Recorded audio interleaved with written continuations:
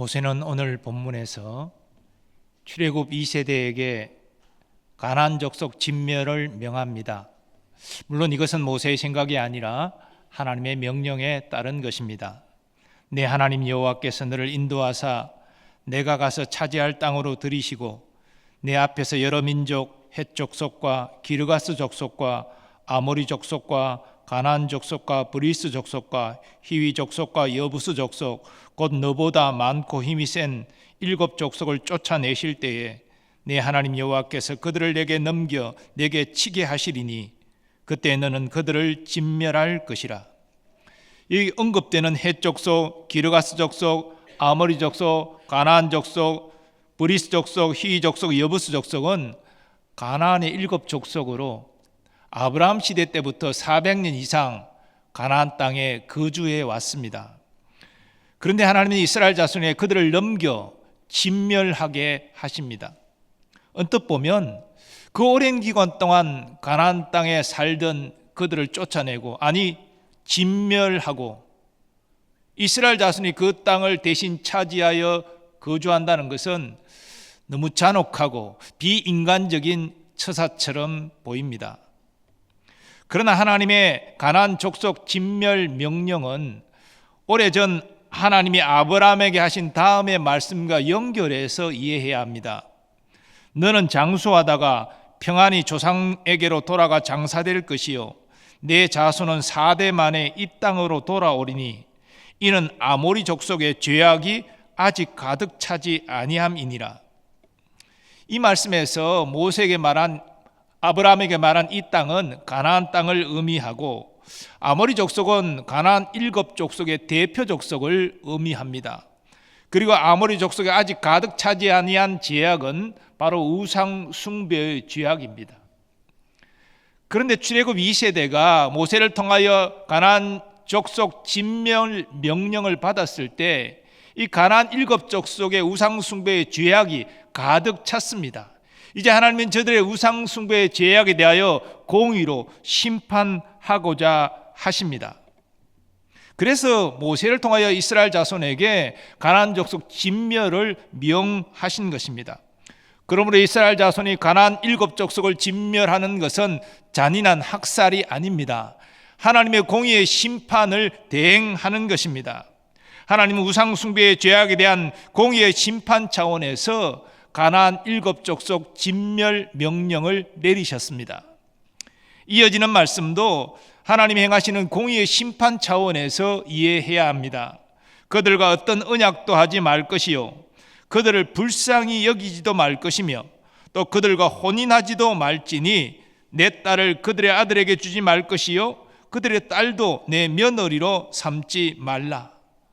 언약을 맺는다, 불쌍히 여긴다, 또 혼인한다, 이런 것들은 죄가 아니죠. 문제될 것이 없죠. 그러나 하나님은 가나안 족속과 그렇게 하지 말라 엄히 말하십니다. 왜냐하면 가나안 족속은 하나님의 공의의 심판을 받을 자들이기 때문입니다. 그러므로 이스라엘 자손이 가나안 족속과 언약을 맺는 것, 즉 약속을 하는 것은 가나안 족속 진멸 명령을 어기는 것입니다. 그들을 불쌍히 여기는 것도 마찬가지고 그들과 혼인하는 것도 하나님의 명령을 어기는 것입니다. 진멸이라는 말이 무슨 뜻입니까? 한 사람도 남기지 말고 모두 죽이라는 것입니다. 그런데 하나님이 가나안 족속 진멸 명령을 내리시는 또 다른 중요한 이유가 있습니다. 그것은 하나님이 이스라엘 자손을 영적으로 보호하려 하셨다는 것입니다. 하나님이 이스라엘 자손이 가나안 족속의 딸을 며느리로 삼지 말 것을 명하시면서 이런 말씀을 경고로 이어서 주십니다. 그가 내 아들을 유혹하여 그가 여호와를 떠나고 다른 신들을 섬기게 함으로 여호와께서 너희에게 진노하사 갑자기 너희를 멸하실 것임이니라. 이 경고의 말씀은 이스라엘 자손이 가나안 족속을 다 진멸하지 아니하고 그들과 통혼하게 되면 결국은 이스라엘 자손이 이 가나안 족속에게 유혹되어서 가나안 족속이 섬기는 우상을 섬기게 된다는 것입니다. 그러면 하나님이 이스라엘 자손을 공의로 진멸시키신다는 것입니다. 이스라엘 자손이 가나안 족속을 진멸하라는 하나님 명예에 순종하면 저들 언약을 맺을 일도 없습니다. 혼인할 일도 없습니다. 그러니 저들의 유혹에 빠져서 우상을 섬길 일도 생기지 않는 것이지요. 그런데 이스라엘 자손이 가나안 족속을 진멸한다 할지라도 한 가지 문제가 남습니다. 그것은 가나안 족속이 섬기던 우상들입니다. 그래서 하나님은 모세를 통해서 출애굽 2세대에게 또 명하십니다. 오직 너희가 그들에게 행할 것은 이러하니 그들의 제단을 헐며 주상을 깨트리며 아세라 목상을 찍으며 조각한 우상들을 불살을 것이니라. 하나님이 이스라엘 자손이 가나안 족속을 진멸하는 것과 더불어서 가나안 족속이 섬기던 우상까지도 다 없애라. 그래서 우상 숭배의 화근을 남기지 말라, 그렇게 명하십니다. 하나님이 이스라엘 자손에게 가나안 땅에 들어가 가나안 족속을 다 진멸하라 명하신 것도, 그들과 언약을 맺지 말고 그들과 혼인하지도 말고 더 나아가 그들의 모든 우상을 없애라 명하신 것도 다 이스라엘 자손을 위한 것입니다. 그들이 하나님의 거룩한 백성답게 율법을 지키며 살아서 하나님의 복을 받기를 원하셨기 때문입니다.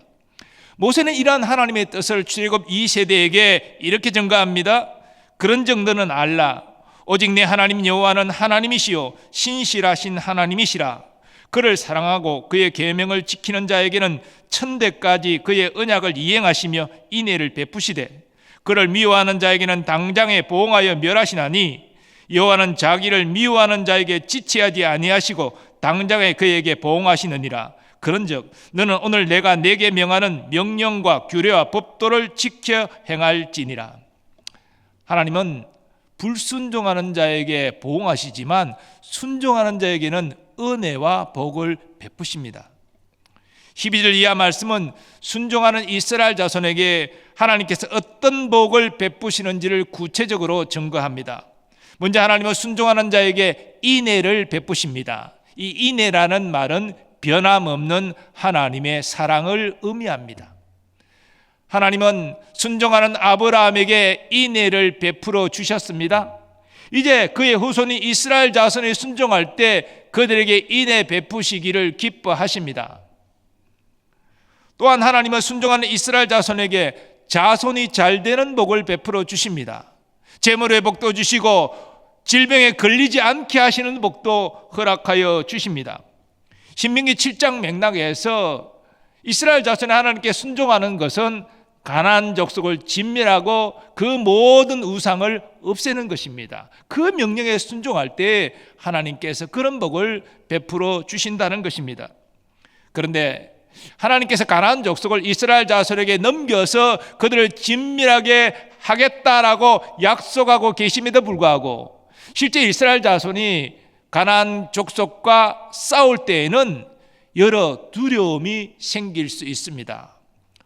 무엇보다도 가나안 족속은 그 수가 이스라엘 자손보다 더 많았습니다. 자그마치 7족속이나 되니까요.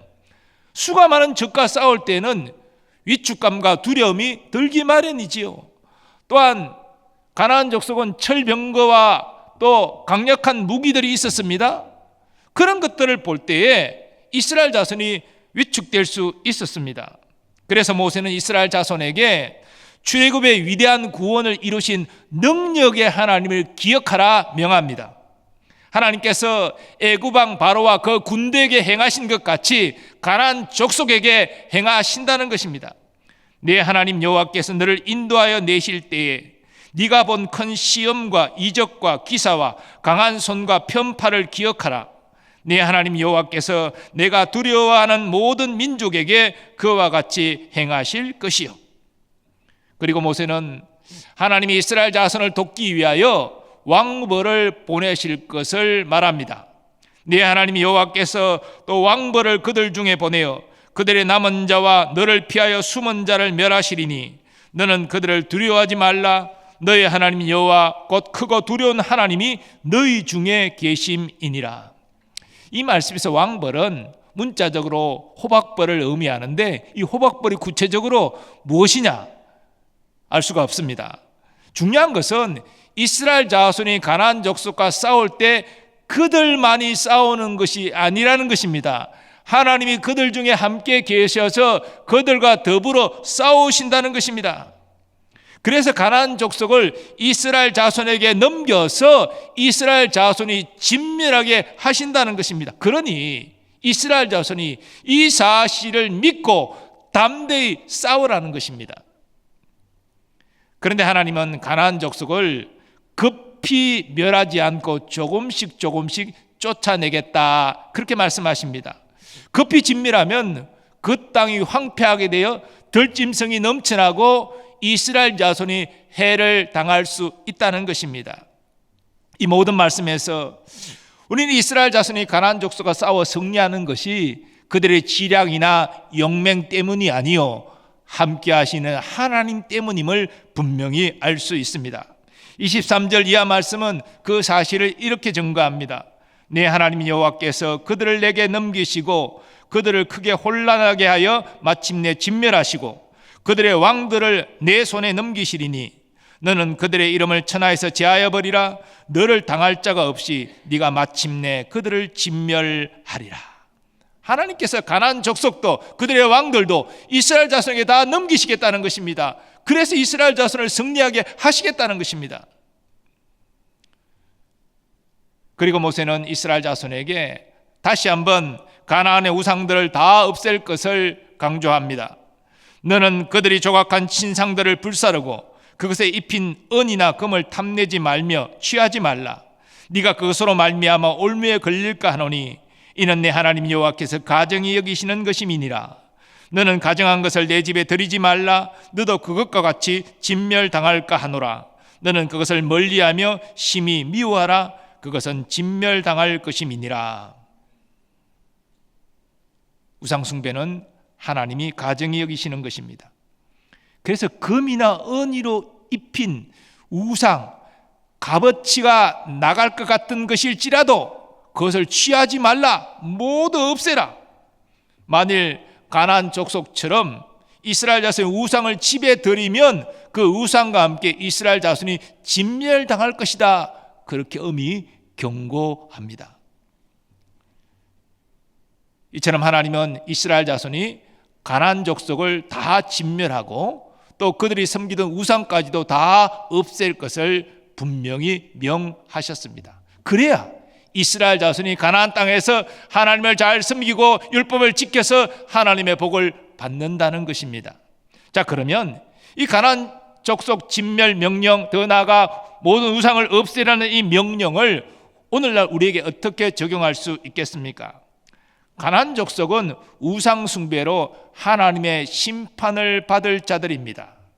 또 이스라엘 자손을 유혹하여 이스라엘 자손을 우상 숭배 죄악에 빠지게 할 자들입니다. 이런 의미에서 가나안 족속은 오늘날 성도를 미혹하고 공격하는 세상과 마귀를 예표합니다. 세상과 마귀는 성도의 그 육신의 욕망을 알고 그 욕망을 자극해서 하나님의 말씀이 아닌 정욕을 따라 살게 합니다. 세상 가치관을 따라 살게 합니다. 그래서 실족하여 넘어지게 하고 하나님의 영광을 가리게 합니다. 이 일을 세상과 마귀는 지치지도 않고 계속 유혹하고 또 유혹하고 공격하고 또 공격합니다. 이런 상황에서 성도는 어떻게 해야 됩니까? 어떻게 하는 것이 하나님의 자녀답게 사는 것입니까? 먼저 성도는 세상과 마귀와의 영적 전쟁을 피할 수 없음을 알아야 합니다. 성도는 예수 믿는 순간부터 영적 전쟁을 치를 수밖에 없습니다. 이스라엘 자손이 약속된 젖과 꿀이 흐르는 가나안 땅을 차지하려면 가나안 족속과 싸우고 그들을 진멸해야 되듯이 우리 성도도 영적 싸움을 피할 수 없습니다. 예수 믿기 전에 성도는 성도 이전의 존재죠. 마귀의 종이었습니다. 그냥 가만히 내버려둬도 세상 가운데 세상 가치관을 따라 살았습니다. 마귀의 뜻을 따라 살았습니다. 그냥 마귀가 유혹하고 공격할 일이 없는 것이죠. 하지만 예수 믿어 하나님의 백성이 된 순간부터 마귀의 소유가 아닙니다. 우리는 하나님의 것입니다. 그래서 세상과 마귀는 끊임없이 우리를 넘어뜨리려고 유혹하고 공격하는 것이죠. 이것은 피할 수 없는 영적 현실입니다. 바울은 예배소 교회 성도들에게 편지하면서 성도가 직면하고 있는 영적 싸움을 이렇게 증거했습니다. 우리의 씨름은 혈과 육을 상대하는 것이 아니요 통치자들과 권세들과 이 어둠의 세상 주관자들과 하늘에 있는 악의 영들을 상대함이라. 성도는 사람과 싸우는 존재가 아닙니다. 성도를 미혹하고 공격하는 사람 배후에 있는 악한 영들과 싸우는 것입니다. 이것이 영적 전쟁입니다.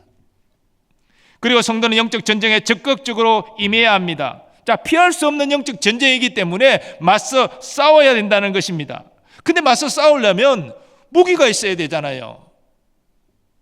우리는 무엇을 무기 삼아 세상과 마귀와 맞서야 합니까? 우리가 가지고 있는 지혜, 경험, 의지, 능력 이런 것으로 세상을 이길 수 있습니까? 마귀를 이길 수 있습니까? 불가능합니다. 오직 하나님이 주시는 전신갑주와 무기로 무장할 때만이 우리는 세상과 마귀와 싸워 이길 수가 있습니다. 그래서 바울은 권면합니다. 그러므로 하나님의 전신갑주를 취하라. 이는 악한 날에 너희가 능히 대적하고 모든 일을 행한 후에 서기 위함이라.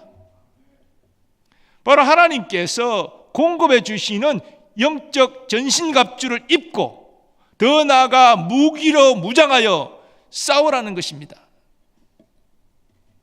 하나님은 이스라엘 자손이 가나안 족속과 싸울 때 너희가 알아서 너희 지혜와 너희가 준비한 무기로 싸우라 그렇게 말씀하지 않으셨습니다. 내가 너희와 함께 하겠다. 너희를 위하여 왕벌을 보내주겠다. 그래서 저들을 너희에게 넘겨 이기게 하시겠다. 그렇게 말씀하시고 그렇게 행하셨습니다. 마찬가지로 우리의 싸움도 하나님이 주시는 힘으로 우리는 싸워야 됩니다. 바로 하나님이 성도에게 주신 전신갑주와 무기를 로마 군인의 그 전쟁 무장과 관련하여 이렇게 증거합니다.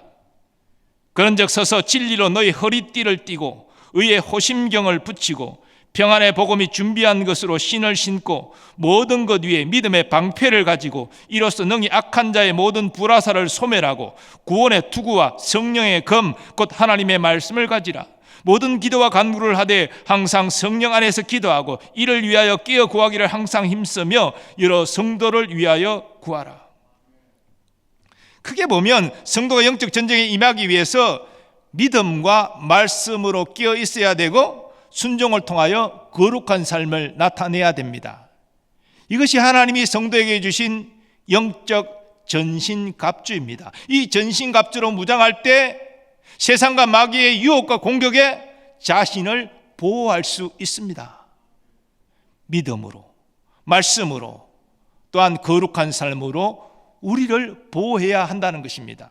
그러나 보호만 하면 됩니까? 세상과 마귀와 맞서 싸우는 무기가 있어야 되잖아요.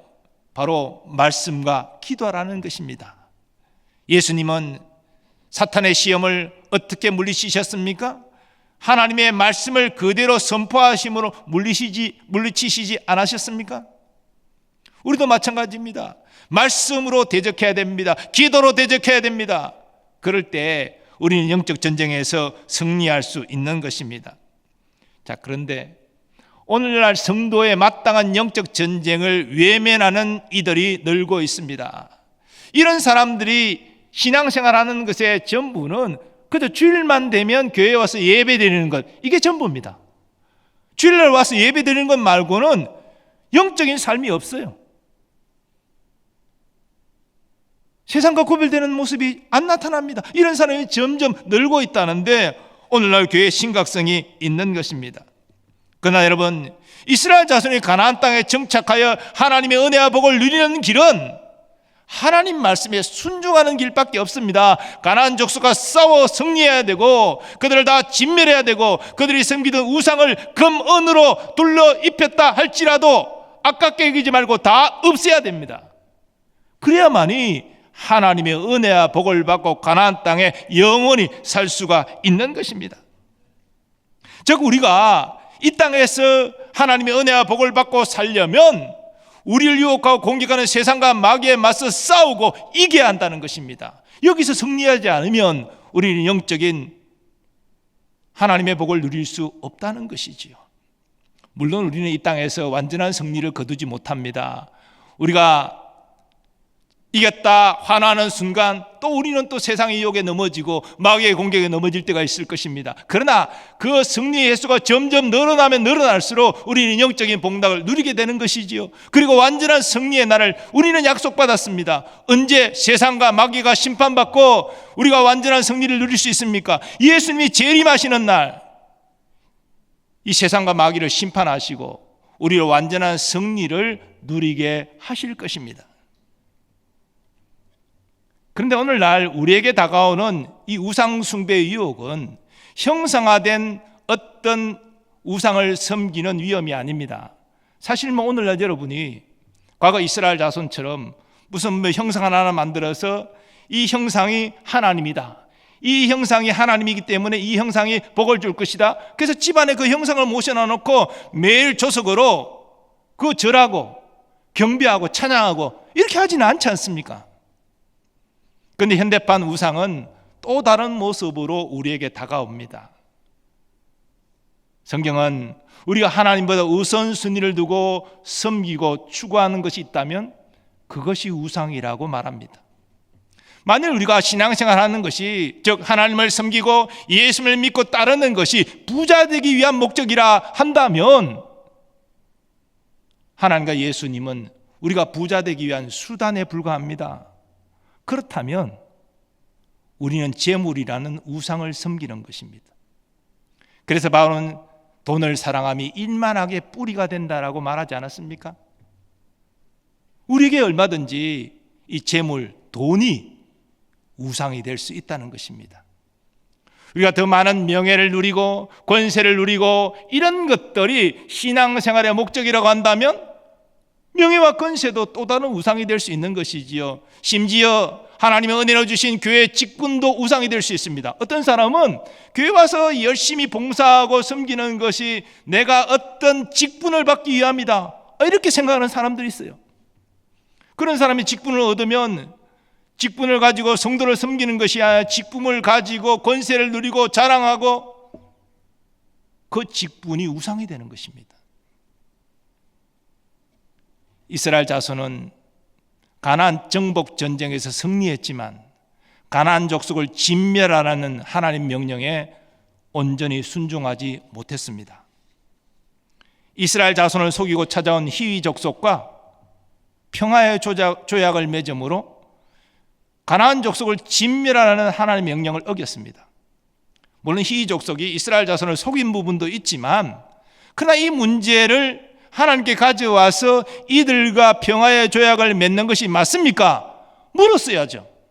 묻지도 않고 여호수아와 지도자들은 속아서 조약을 맺어버렸어요. 그래서 나중에 알고 보니까 가나안 족속이거든요. 아니 우리가 진멸해야 되는데 하나님 앞에 약속을 했으니 우리가 어길 수가 없다. 그 히위 족속 이스라엘 자손이 물론 노동력으로 부렸지만 어쨌든 같이 섞여 살았습니다. 하나님 명령 어긴 것이죠.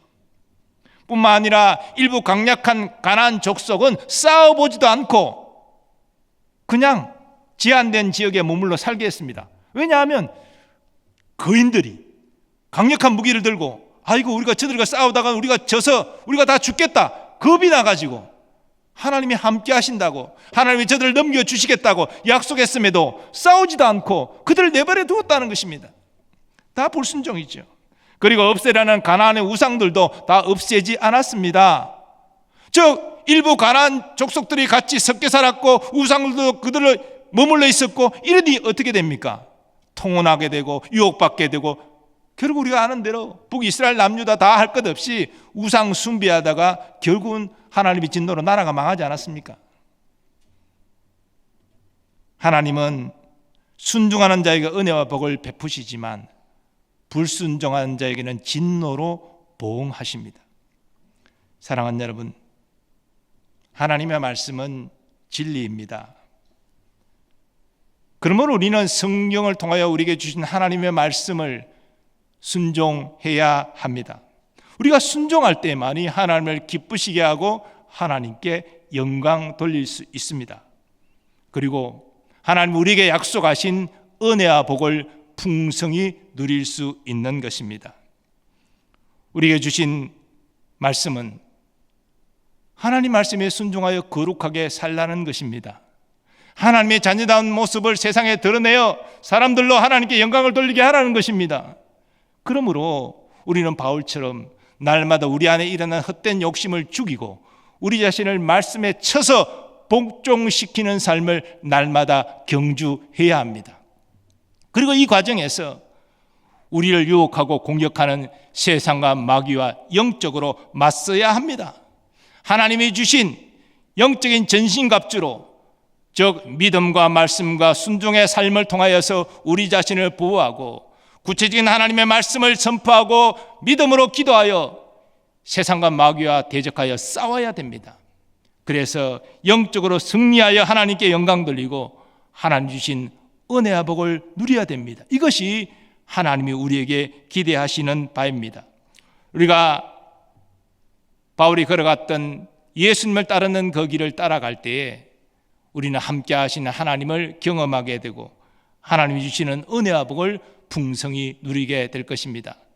그리고 우리의 믿음의 선한 싸움이 다 마쳐지는 날이 언젠가 오겠지요.